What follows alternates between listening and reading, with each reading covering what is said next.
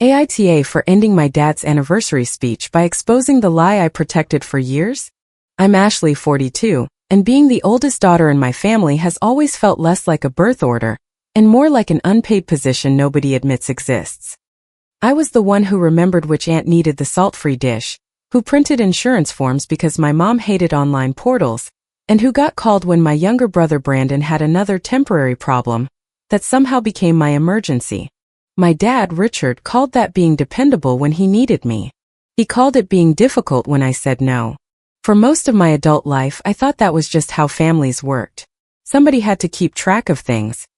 Somebody had to answer the late-night calls, find the missing paperwork, cover the bill that couldn't wait until Friday, smooth over an uncomfortable conversation, and make sure everyone showed up looking better than they had any right to. In my family, that somebody was me. Richard has always cared more about the outside of things than the inside.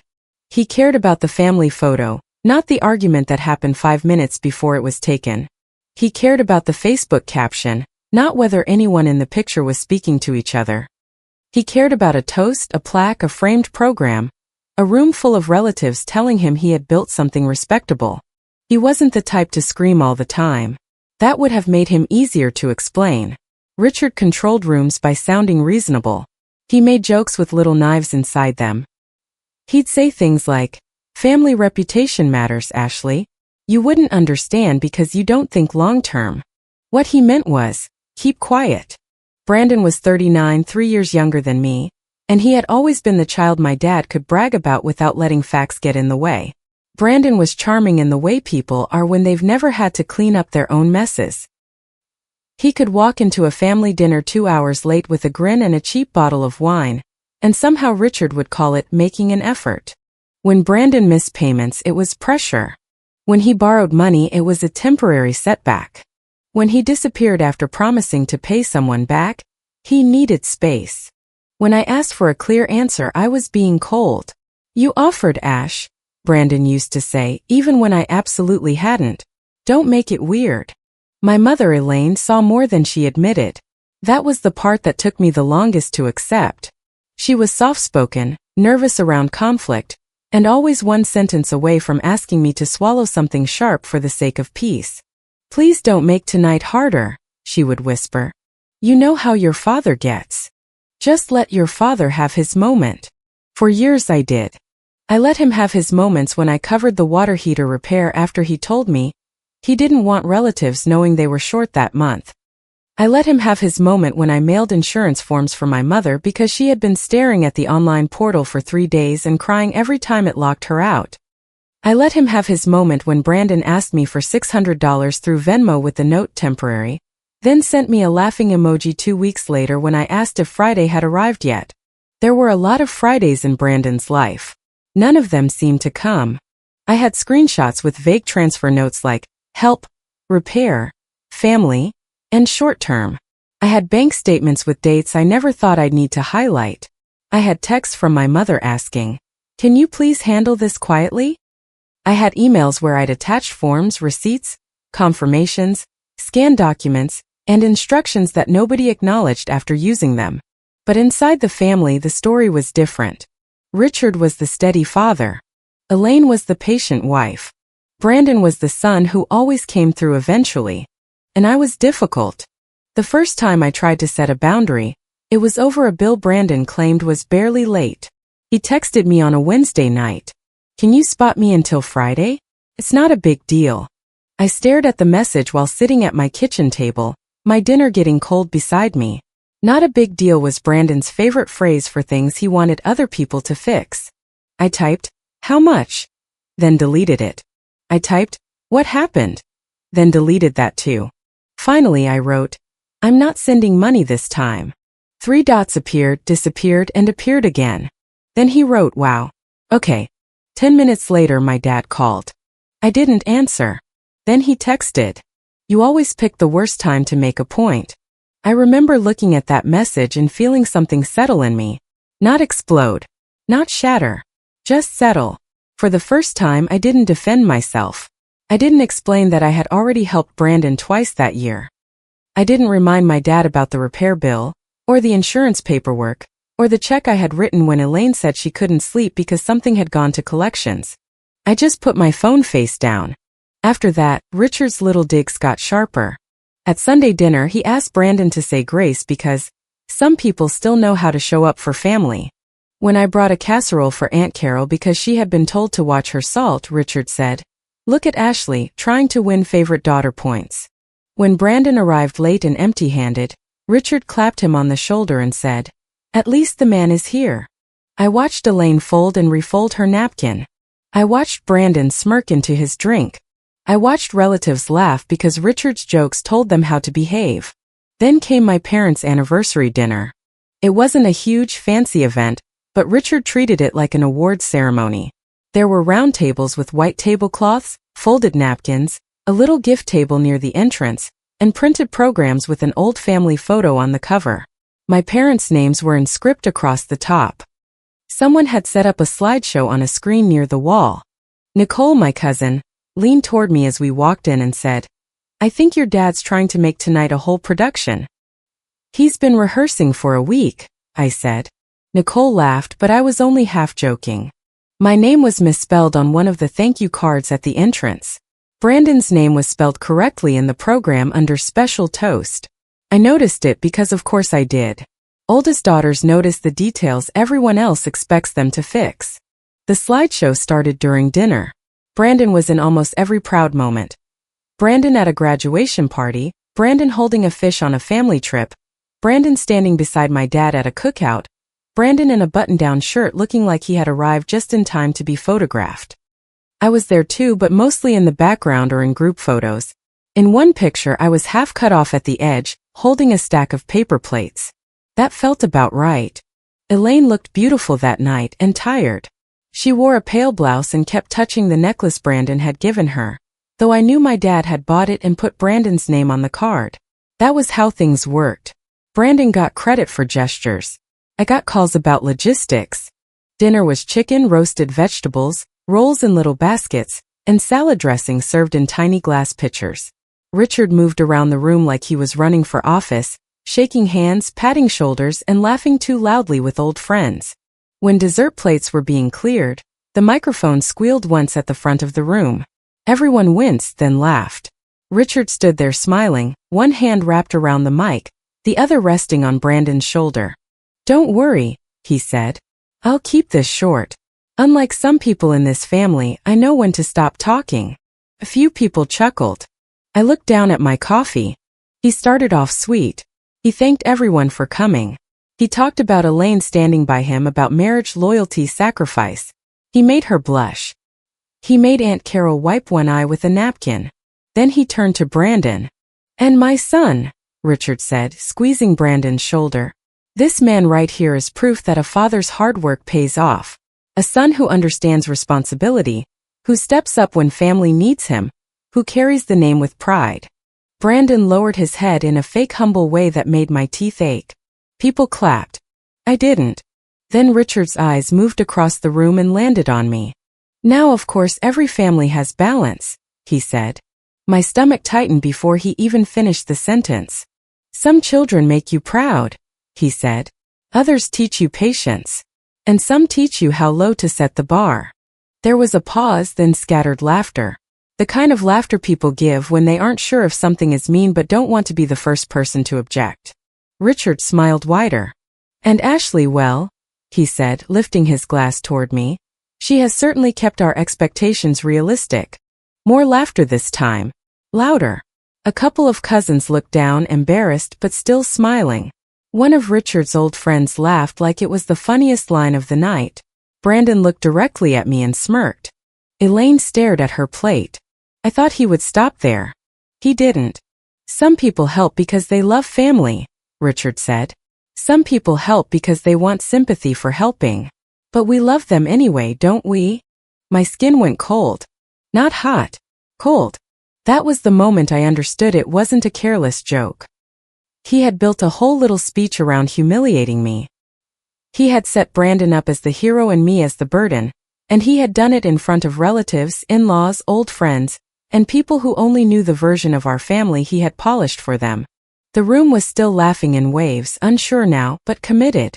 I set my napkin on the table. My chair legs scraped softly as I stood. Richard blinked like he had expected me to sit there and take it because I always did. I lifted my glass. "Nice speech, Dad," I said. My voice didn't shake. Now I'm done protecting the lie that paid for it.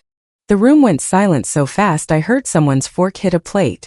Elaine whispered, "Ashley, please," Brandon muttered. "Here we go."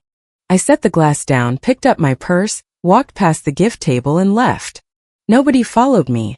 By the time I got home, my phone had started buzzing. I didn't look at it right away. I took off my shoes, hung my coat over a chair, and stood in my kitchen with the lights off for a moment. I wasn't crying. That surprised me. I was angry, but underneath the anger was something sharper and cleaner. I was done. The next morning, the family group chat had turned into exactly what I expected. Richard wrote, "Last night was supposed to be about family, not one person's need for drama." Brandon followed with, "She always does this. Everyone has to walk on eggshells." One aunt sent a sad face emoji. A cousin wrote, "I think everyone was just emotional." Someone else wrote, "It was a joke, Ashley." Elaine texted me privately, "Please just apologize so we can move on. Your father is embarrassed." I stared at the word embarrassed for a long time. Not sorry. Not ashamed. Embarrassed. I didn't answer her. Nicole texted around noon. "Hey, I know last night was uncomfortable. I still think walking out was intense, but I recorded the speech because I thought it was going to be sweet. Do you want the video?" I replied, "Send the whole thing." She did. I watched it sitting at my kitchen table with a mug of coffee I forgot to drink. Then I watched it again. It was worse on video. In my memory, the humiliation had felt like a flash. On the recording, I could see how carefully Richard built it. The warm praise for Elaine. The proud grip on Brandon's shoulder. The pause before he turned me into the lesson. The smile he gave the room, inviting them to laugh. And they did. Nicole sent another text a few minutes later. "I'm not trying to pile on, but I thought you should see this too." It was a screenshot from the family group chat, from a thread I had muted after leaving. Richard had replied to a cousin who said Brandon looked emotional during the toast. Richard wrote he earned that praise. Brandon stepped up for the family when it mattered. That's what a real man does. I read that sentence twice. Brandon stepped up for the family when it mattered. Something about it snagged in my mind. Not the meaning. The phrasing. I had heard those words before. I opened my voicemail folder and scrolled back months. I almost never deleted voicemails from my parents because they had a habit of rewriting conversations later. I found the one I was looking for from Richard. His voice came through my phone, low and irritated. "Ashley, call me back when you get this. Brandon messed up again, but nobody needs to know that. Your mother is already overwhelmed. I just need you to step up for the family right now." Paused it. Then I opened my bank app. I knew the amount before I found it. I remembered because it had made my chest hurt when I sent it. It wasn't a small favor. It was the kind of transfer you stare at for several minutes before hitting confirm. There it was. Same week. Same amount. Transfer to Richard. Note, family. At the time, he had told me Brandon had created a debt that needed to disappear before it became a bigger problem. He said Elaine couldn't handle the stress. He said Brandon was embarrassed and would pay everyone back once he got his feet under him. He said it wasn't the time to make a statement. So I paid it. And later, Richard told the family Brandon handled it. I sat there with my phone in my hand, listening to my refrigerator hum, and the last soft part of me toward my father hardened. He hadn't misunderstood. He hadn't forgotten. He hadn't praised Brandon because he was blind. He knew exactly who had paid. He knew exactly who had fixed it. He took my money, used it to rescue Brandon, then handed Brandon the credit because it made a better story. After that, I didn't rant. I didn't call him screaming. I didn't post the video online. I opened a file box I kept in the hallway closet and started pulling records. I had more than I realized.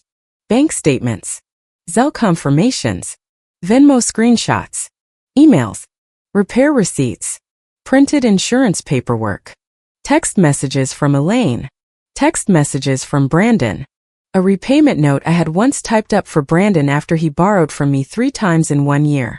He never signed it because Elaine called crying and said, Please don't make things uncomfortable. He already feels judged.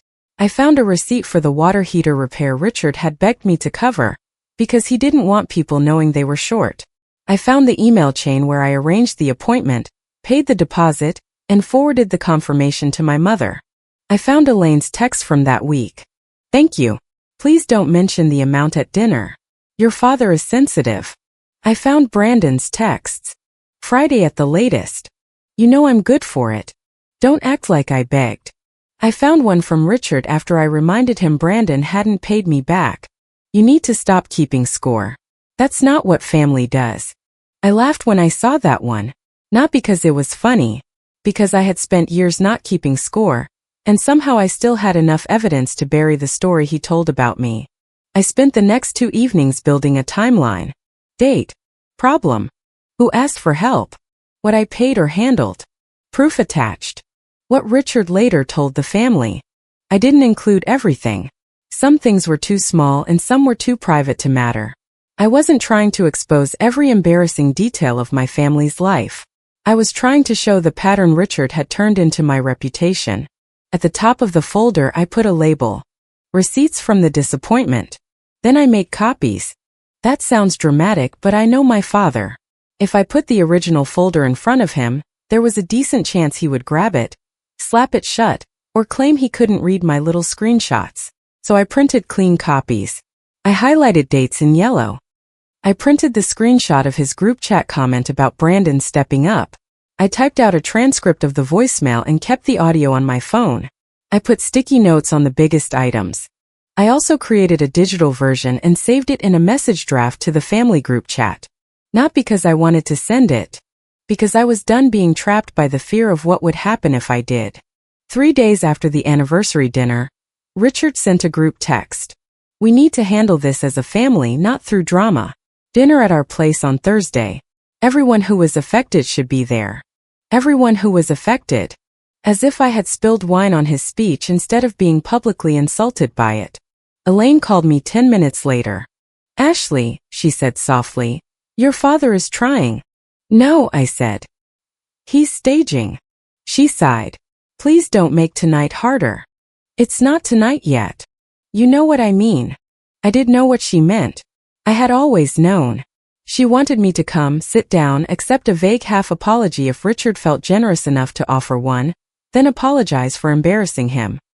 After that, the family could exhale and go back to pretending the wound was caused by my reaction instead of his cruelty. Mom, I said. Did you watch the video? Silence. Ashley. Did you? Another pause. Yes. And. He shouldn't have said it like that. Like that, I repeated. He was nervous. He tries to be funny when he's nervous. He had a microphone and a prepared speech. He's still your father. That sentence used to work on me. This time it didn't. I'll be there, I said. Her relief came through the phone so strongly it almost made me sad. Thank you. Just come with an open heart. I'm coming with records. She didn't answer right away. Ashley, don't. Then tell him to stop lying before Thursday. She hung up without saying goodbye. Thursday night, I parked outside my parents' house and sat in my car for a moment with the folder on the passenger seat. The porch light was on. Through the front window, I could see people moving around the dining room. It wasn't just my parents and Brandon. Richard had invited Nicole, Aunt Carol, 2 uncles, a couple of cousins, and a few in-laws who had been at the dinner. Of course he had. He wanted an audience for my apology. I carried the folder inside. The dining table was full of casserole dishes, rolls, salad, and a big bowl of pasta nobody had touched yet. Phones were face up beside plates. Richard sat at the head of the table like a judge. Brandon leaned back in his chair, arms crossed, wearing the bored expression of someone who thought accountability was a scheduling inconvenience. Elaine met me near the doorway. Please, she whispered, touching my arm. Just apologize so we can move on. I looked at her hand until she removed it. Nicole gave me a cautious look from the far side of the table. Aunt Carol sat beside her with her glasses low on her nose, already studying the room like she knew there was more going on than Richard had said. Richard cleared his throat. Good, he said. Now that Ashley's here, we can handle this like adults. I stayed standing. He gestured to the empty chair. Sit down. I'm fine. His mouth tightened. Last week was supposed to be a celebration of your mother and me, he said. Instead, you chose to make a scene. I left quietly. You made a statement. You had made several. Brandon snorted. See? This is what I mean. You always make everything about yourself.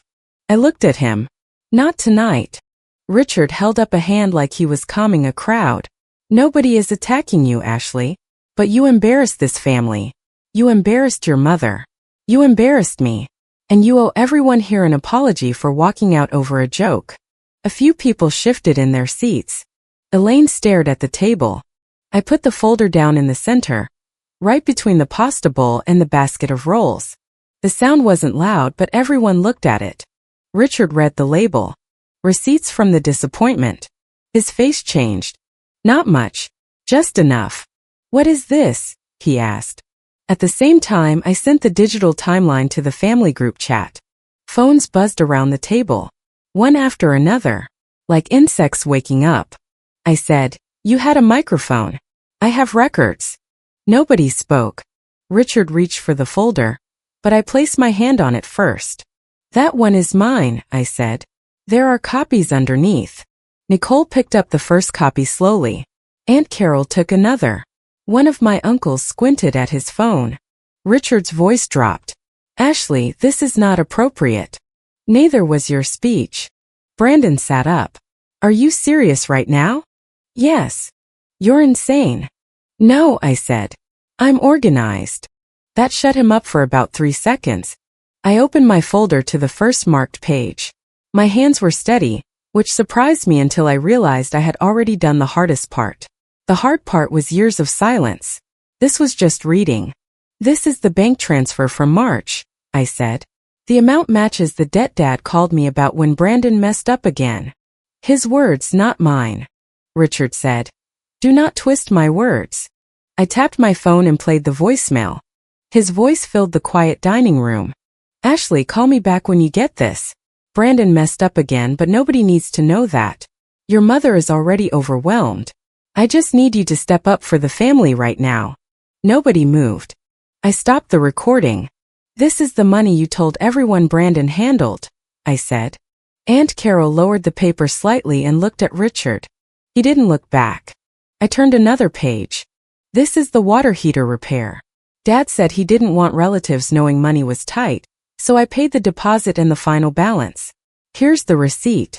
Here are the emails with the repair company. Here's Mom's text asking me not to mention it at dinner because Dad was sensitive. Elaine covered her mouth. Please, she whispered. I looked at her. No. Her eyes filled with tears, but I kept going.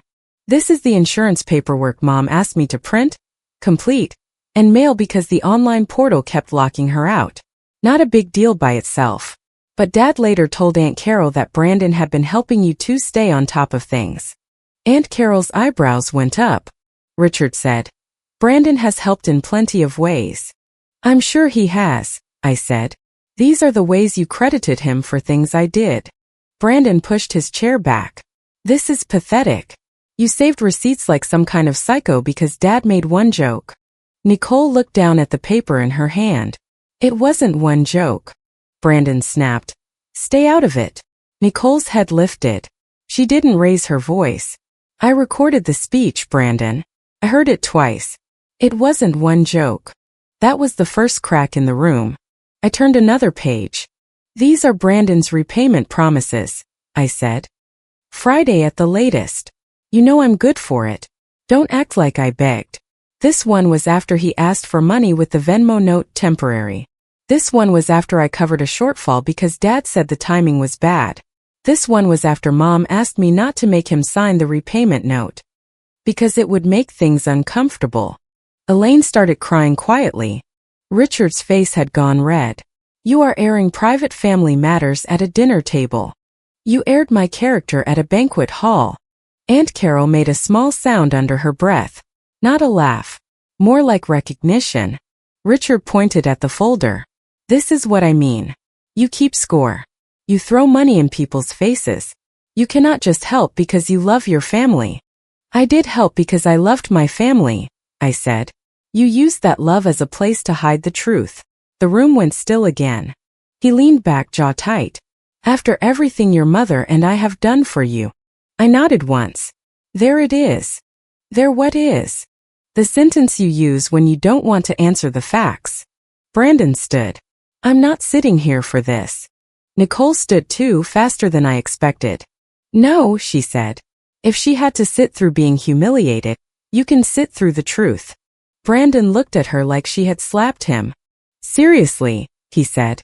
Seriously. Aunt Carol, who had been reading quietly, placed her pages on the table.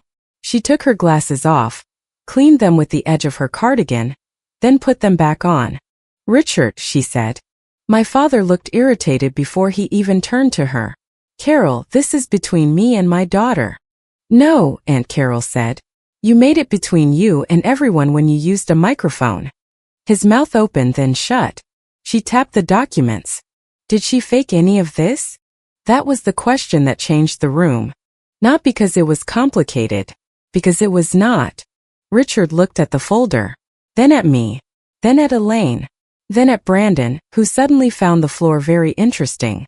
Families should not do this to each other, Richard said. Aunt Carol did not blink. Did she fake any of this? He slammed his hand on the table, not hard enough to shake plates, but hard enough to make Elaine flinch. She is humiliating her own father. I closed the folder. No, Dad, I said. You made me the joke. I'm just explaining the punchline. Nobody laughed that time. Richard stood, but there was nowhere for him to go without looking like he was running from his own dinner. Brandon hovered near his chair, stuck between leaving and staying. Elaine cried into a napkin. Nicole sat back down slowly, her face pale. My uncle kept scrolling through the timeline on his phone, his expression getting tighter with every swipe. I didn't need to read every page. The point had been made. More than that, it had been witnessed. So I moved to the part that actually mattered. Here is what changes now, I said. Richard scoffed. Oh, you have terms? Yes. He looked around like someone might back him up. Nobody did. I'm not paying another bill for you, Mom or Brandon, I said. I'm not covering shortfalls. I'm not sending emergency transfers. I'm not organizing family events while being treated like dead weight. I'm not printing forms, making calls, hiding debts, smoothing things over, or protecting the version of this family that requires me to be silent. Elaine whispered, Ashley, please don't do this. I looked at her, and that hurt more than looking at my father. Mom, keeping the peace meant keeping me quiet, I said. I'm done paying for that. Her face crumpled. I continued because if I stopped for her tears, I would never finish. If anyone asks me for money in the future, it happens in writing with repayment terms, and I am free to say no. If Dad tells people I never helped, I will send them the timeline. If Brandon says I ruined his reputation, I will remind him that reputation is what people think before they see receipts. Brandon muttered, You're unbelievable. I turned to him. You are almost 40. Find a different emergency fund. Nicole pressed her lips together like she was trying not to react. Richard said, You will regret this when you need family. I looked around the table at the people who had laughed at me, stayed silent for me, or used me. I needed family last week, I said. I got a punchline. That finally ended the dinner. Not with screaming. Not with dishes breaking. Just a heavy, ugly silence that made everyone face the fact that comfort had been purchased at my expense, and I was no longer paying. I took my original folder, left the copies on the table, and walked out. This time Nicole followed me to the porch. Ashley, she said. I turned, tired in a way that felt older than 42. She hugged the folder to her chest like she had accidentally picked it up, then realized and handed it back. I'm sorry, she said. I thought you overreacted. You said that. I know. I was wrong. I didn't immediately forgive her. That would have been easier for her, not truer for me. So I said, Thank you for the video. She nodded. I'm going to say something in the chat. You don't have to. I do. By the time I got home, she had. Nicole wrote I was wrong. Ashley did not overreact. I recorded the speech and I read the receipts. Richard owes her an apology, and honestly, so do the people who laughed. Aunt Carol replied a few minutes later. Richard, answer the question. Did she fake the bank records or not? Richard didn't answer. Brandon wrote, this is crazy. Nobody forced her to do anything. Nicole replied, then pay her back. The chat went quiet for almost 20 minutes. That silence was better than any apology Brandon could have faked. Over the next few days, messages came in. Some were sincere. Some were awkward. Some were clearly written because the sender wanted to be on the side that seemed safer now. One cousin wrote, I laughed because everyone else did. I'm sorry. Another wrote, I didn't know it was like that. One of Richard's old friends, who had somehow ended up in a smaller thread, sent me a message saying, your father should not have spoken to you that way. I appreciated the real apologies, but I didn't rush to comfort anyone. I didn't say, it's okay, when it was not. I didn't make my pain smaller so they could feel like better people faster. Richard tried once to post in the group chat. Families used to handle things privately. Then he deleted it. Not fast enough. Several people saw it. Aunt Carol replied anyway. Private is not the same as honest. After that, Richard stopped posting. That was its own consequence. For a man who lived on controlling the room, silence was not peace. It was defeat. Brandon texted me privately 2 days later. Hope you're happy. You ruined my reputation. I stared at it, then typed back. You borrowed that too. Then I blocked him. It felt less dramatic than I expected. Just a small button on a screen. A little confirmation message. Then quiet. Elaine was harder. She sent long texts that came in chunks, as if she kept starting over. I miss you. Your father is hurt. I know things were said. Can't we all sit down without papers and accusations? I waited a full day before I answered. Mom, I love you. But your silence was not neutral. Protected the person hurting me. I am not available for conversations about peace that require me to pretend none of this happened. She replied almost immediately. I never wanted you hurt. I believe that, in a way. Elaine didn't wake up wanting me hurt. She just wanted calm more than she wanted truth. And once I understood that, I could stop trying to convince her that I was worth the discomfort. I wrote back. I'm going to be low contact for now. I'll respond when I'm ready. Do not ask me for money, do not ask me to talk to Dad, and do not ask me to help Brandon. She sent a crying emoji. Then, a few minutes later. I understand. I don't know if she really did. But for the first time, that wasn't my job to manage. In the weeks after the dinner, the family changed in small ways that felt bigger than any dramatic blow-up. People stopped repeating Richard's version so easily.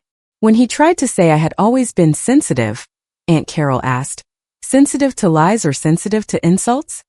When Brandon showed up at a family meal complaining about how unfairly he had been treated, Nicole asked if he had started a repayment plan. He left early. I heard this secondhand because I stopped attending every event out of obligation. I turned off the family group chat notifications. I saved screenshots, then deleted the thread from my main screen. I put the folder in a file box instead of leaving it on my kitchen table like a weapon I needed within reach. That mattered to me. The folder existed. The proof existed. But I didn't want my life to become one long argument with people who had benefited from misunderstanding me.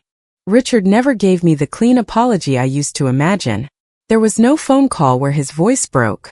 No long message admitting he had sacrificed me to protect Brandon. No moment where he said, I was wrong and you deserved better. What I got instead was news through relatives.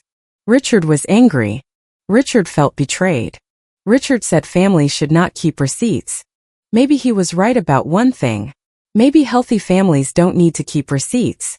But healthy families also don't make one child pay the bills only to laugh while another gets the credit. I went no contact with Richard and Brandon. I stayed low contact with Elaine.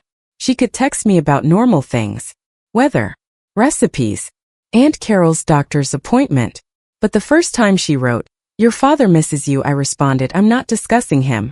She didn't bring him up again for a while. The strange part was that I didn't feel victorious in the loud way people expect from stories like this. I didn't dance around my kitchen. I didn't feel like I had destroyed anyone. Mostly I felt tired. Then lighter. Then sad. Then lighter again. I grieved the family I thought I had, but I also had to admit that family had been held together by my silence, my money, my labor, and my willingness to be called difficult whenever I asked to be treated like a person. The last time Richard tried to reach me was through an uncle. The message was simple. "Your dad says this has gone far enough." I replied, "Tell him I agree." That's why I stopped. No one sent a follow-up. A month after the anniversary dinner, I opened the file box to add one final printout. A screenshot of Nicole's apology in the group chat and Aunt Carol's question underneath it. Did she fake any of this? Richard never answered because the answer would have cost him the only thing he valued more than control: his image. I closed the box, put it on the top shelf of my closet, and turned off my phone for the rest of the night. I didn't walk out because I was weak. I walked out because I finally understood the joke was only funny while I kept paying for it. If you liked it, don't forget to leave a comment and support the channel by subscribing. See you in the upcoming stories.